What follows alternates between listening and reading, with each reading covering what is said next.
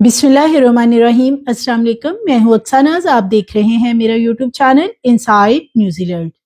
लाहौर के मशहूर shopping mall डॉलमन mall में शॉपिंग के लिए जाने वाली फैमिली के साथ खौफनाक वाकया पेश आता है। जब वो मॉल से खुशी खुशी घर वापस लौटते हैं, शॉपिंग और खाना खाने के बाद घर वापसी होती है,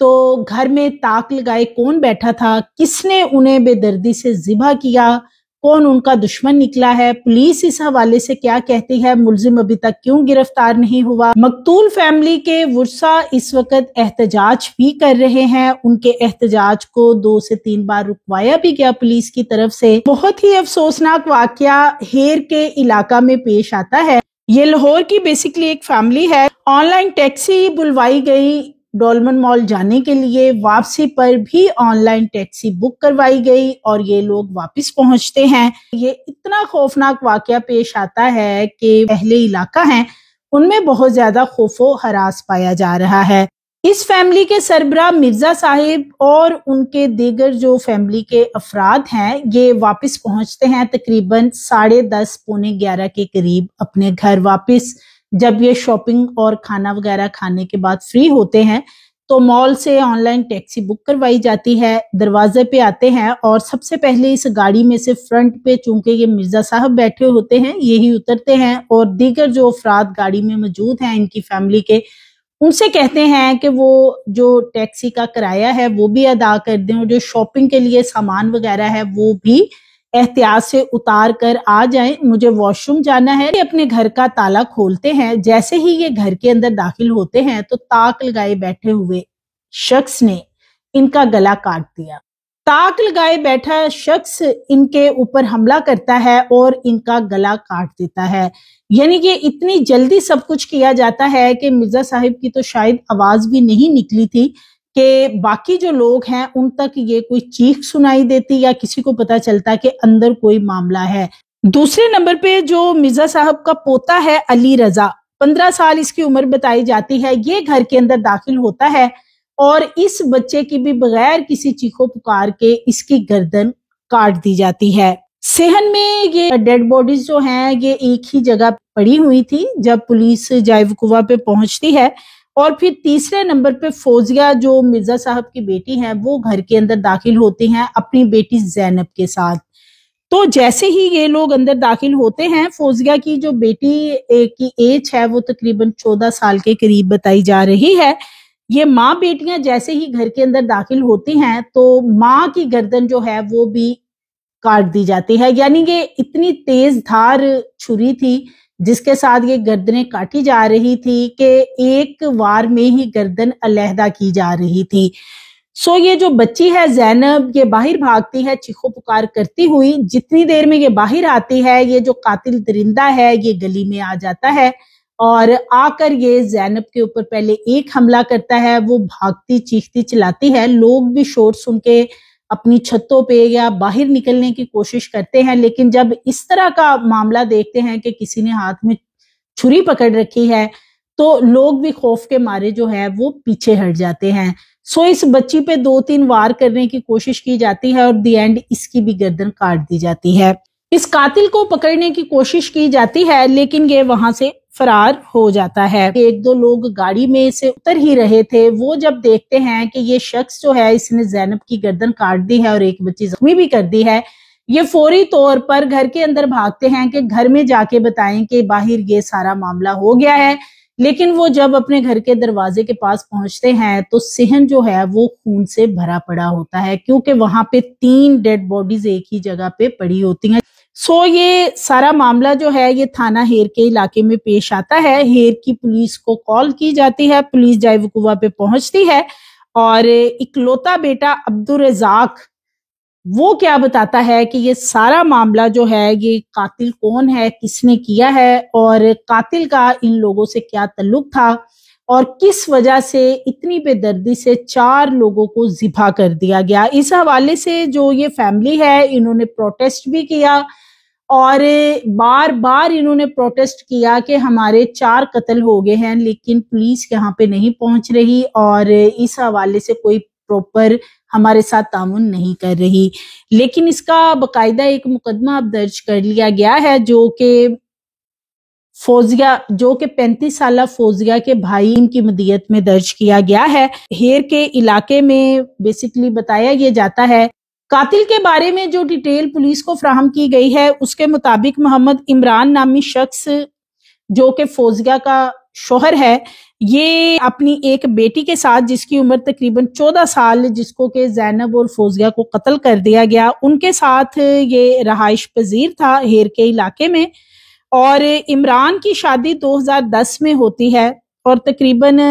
شادی کے 10 سال بہت اچھے ان کے گزرتے ہیں فوزیہ اور عمران کے۔ عمران جو ہے اس کی صحبت بہت خراب ہو جاتی، یعنی کہ بہت ہی گندی سوسائٹی میں بیٹھنا، ایسے دوستوں کے ساتھ بیٹھنا جو کہ نشہ کرتے ہیں، تو اس کے بعد یہ نشے کی لت میں لگ جاتا ہے اور آہستہ آہستہ یہ نشہ جو ہے پہلے تو ڈرنک وغیرہ سے سٹارٹ ہوتا ہے، پھر یہ آئس پہ کنورٹ ہو جاتا ہے۔ جب یہ آئس کے اوپر کنورٹ ہوتا ہے تو گھر میں ہر وقت بیوی کی مار کٹائی کرنا، یعنی اس کے اوپر تشدد کرنا، بیٹی زینب کے اوپر تشدد کرنا، اور یہ شخص کا معمول بن جاتا ہے۔ لیکن اس کی بیوی فوزیہ کے بارے میں یہ بتایا جا رہا ہے کہ وہ شوہر کے ساتھ بہت سنسیئر تھی، اس کی تمام مار کٹائی کی حرکات کے باوجود وہ اس کے ساتھ گزارا کرتی رہی اور اپنی بیٹی کے ساتھ اس کے ساتھ اسی گھر میں رہائش پذیر رہی جہاں کے عمران بھی ان کے ساتھ رہتا تھا۔ بیوی کو نہ صرف یہ شخص تشدد کا نشانہ گاہے بگاہے بناتا رہتا تھا، بلکہ گھر کے جو مختلف سامان کی چیزیں ہوتی ہیں، کبھی فریج اٹھا کے بیچ دیا، کبھی ٹی وی اٹھا کے لے گیا، برتن تک اٹھا کے، کپڑے، اس طریقے سے یہ شخص جو ہے یہ ان کو فروخت کرتا تھا۔ ان پیسوں سے جو ہے وہ یہ آئس کا نشہ کیا کرتا تھا۔ ایک دن اس نے اپنی بیوی سے پیسے مانگے اور اس کو نہیں ملے تو اس نے اس کو اتنا زیادہ تشدد کا نشانہ بنایا کہ اس کی پوری باڈی کے اوپر نیل کے جو نشانات ہیں وہ پڑ چکے تھے، لیکن اس کے باوجود بھی فوزیہ اس کے ساتھ گزارا کرتی رہی اور ان کی جو لڑائی ہے وہ بڑھتی ہے 2023 میں۔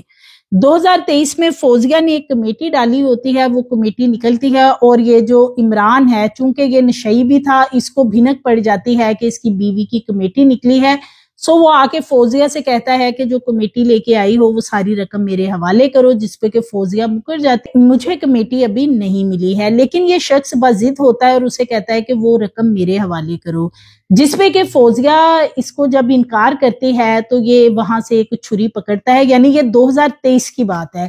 تب بھی یہ شخص ایک تیز دھار چھری پکڑتا ہے اور فوزیہ کی گردن کو کاٹ کر گھر سے چلا جاتا ہے، لیکن وہ گردن اتنی کٹتی ہے کہ جب جیسے ہی پولیس وہاں پہ آتی ہے اور فوری طور پہ طبی امداد کے لیے فوزیہ کو ہاسپٹل منتقل کیا جاتا ہے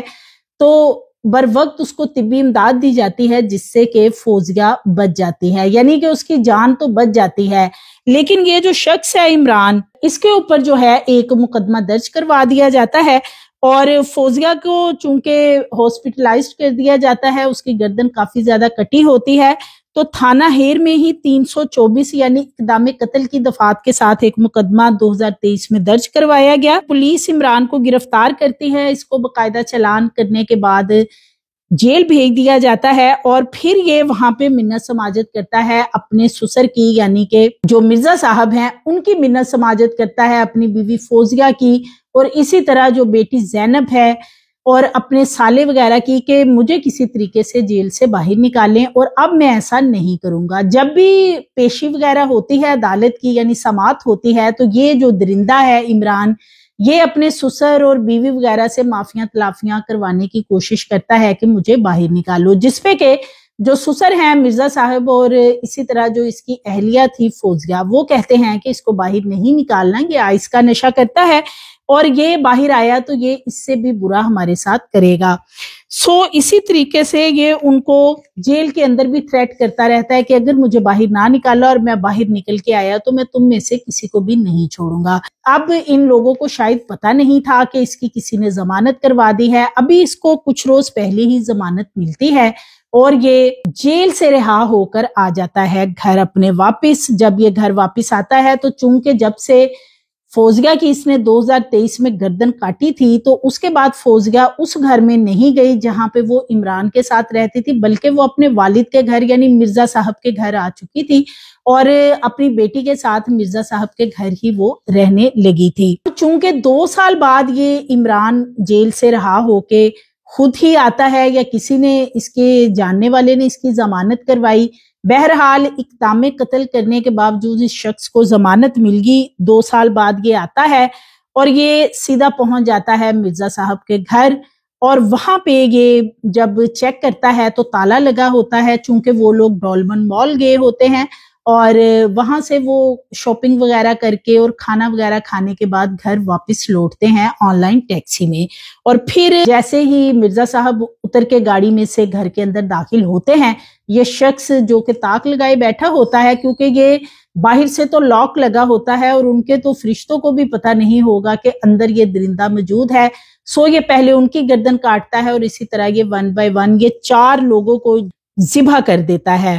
اور اس کے بعد یہ وہاں سے فرار ہونے میں کامیاب ہو جاتا ہے۔ یہ بھی بتایا جا رہا ہے کہ کافی گھنٹے گزرنے کے باوجود یہ مقدمہ درج نہیں ہوا تھا، جس پہ کہ اہل علاقہ نے کافی احتجاج کیا، رستہ بھی انہوں نے بلاک کر رکھا تھا۔ پھر پولیس پہنچتی ہے اور پولیس یقین دہانی کرواتی ہے کہ یہ نہ صرف مقدمہ درج ہوگا بلکہ جو ملزم ہے اس کو بھی فوری طور پہ اریسٹ کیا جائے گا۔ لہٰذا ابھی تک جب میں یہ خبر بنا رہی ہوں تب تک تو یہ عمران جو ہے آلہ قتل سمیت یہ فرار ہے اور اس کا ابھی تک کچھ پتہ نہیں کہ کہاں ہے۔ ڈیڈ باڈیز ہیں، انہیں ہاسپٹل منتقل کیا گیا، ان کا پوسٹ مارٹم کروایا گیا ہے، مقدمہ درج ہو چکا ہے، لیکن یہ رنجش جو ہے یہ اب بتایا یہ جا رہا ہے کہ یہ جو اقدام قتل کا مقدمہ درج کروایا تھا 2023 میں جب اس نے اپنی بیوی فوزیہ کی گردن کاٹی تھی، یہ اس درندے عمران کو رنج تھا اس چیز کا کہ میرے پہ مقدمہ کیوں درج کروایا، مجھے جیل میں کیوں بھیج دیا، مجھے ضمانت پہ باہر کیوں نہیں نکالا۔ سو اس نے یہ ٹھان رکھا تھا کہ جب بھی میں باہر جاؤں گا میں سب سے پہلے ان سب کا خاتمہ کروں گا، اور اس نے ایسا ہی کیا۔ عمران جو ہے وہ چونکہ گرفتار نہیں ہوا تو دیگر جو رشتہ دار ہیں، فوزیہ کے بھائی وغیرہ جو ہیں، وہ کہتے ہیں کہ ان کی جان کو بھی خطرہ ہے، کیونکہ یہ شخص جو ہے عمران یہ آئس کا ایڈکٹ ہے، نشہ کرتا ہے آئس کا، اور یہ بھی بتایا جا رہا ہے کہ جب اس نے یہ واردات کی ہے تو اس نے کافی مقدار میں آئس کا نشہ استعمال کر رکھا تھا۔ آئس کے نشئی کے ساتھ اتنا عرصہ فوزیہ نے گزارا اور گردن بھی اپنی کٹوا لی، اس سے پہلے کافی ان کے حالات کشیدہ رہے، بہت زیادہ تشدد کیا جاتا تھا، لیکن اس کے باوجود خواتین، بہت سی ہمارے ہاں خواتین ہیں کہ جو یہ سارا کچھ ڈومیسٹک وائلنس بھی فیس کر رہی ہوتی ہیں، لیکن شوہر کے ساتھ رہتی ہیں کہ چلے ان کا گھر خراب نہ ہو، لیکن یہ چیز بہت زیادہ آپ کے لیے خطرناک بن سکتی ہے۔ جو خواتین اس طرح کے نشئی لوگوں کے ساتھ اپنی زندگی گزار رہی ہیں ان کی زندگی کو بھی خطرات لاحق ہیں۔ اس گھٹیا شخص کو ضمانت کیسے ملی ہے، یہ سب سے بڑا سوال ہے۔ ملزم کو پھانسی پہ لٹکانا چاہیے تھا، اقدام قتل کی اس پہ FIR درج ہوئی تھی، اگر اس وقت گردن زیادہ کٹ جاتی 2023 میں تو تب بھی اس نے فوزیہ کو مرڈر ہی کیا تھا اپنی طرف سے، تو وہ بچ گئی اللہ کی طرف سے، لیکن اس کو ضمانت مل گئی اور آنے کے بعد اس نے پھر جو کچھ کیا ہے وہ ایک انتہائی افسوسناک واقعہ ہے۔ تو